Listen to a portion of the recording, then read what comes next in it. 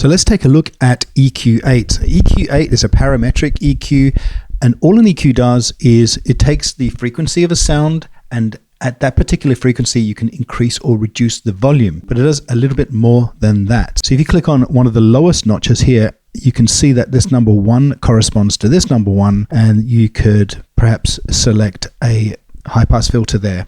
So let's just take a listen to the sample with the high pass filter on. So as you remove that low end, you can hear it just sounds higher and thinner. And we can get rid of some of that high end, for example.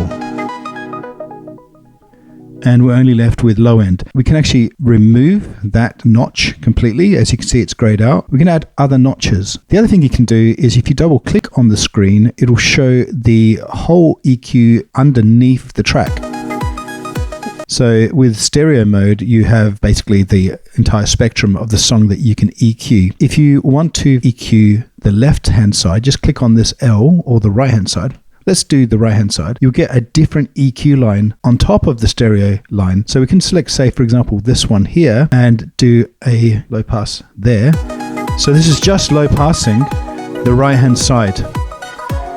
And then finally, you've got mid-side processing. For mid, you have basically a mono sound that you're processing mono. And for side, you're processing the sides, which are things like stereo image, effects like reverb effects. And EQing the low end of a side is very important. And you want to remove anything that isn't really adding to the song, that removes energy from the song, because that adds muddiness to the song. You want to remove that low end to add some extra clarity. Now we're in side mode. We can click on the audition button so we can actually hear what's happening here when we are clicking that low pass.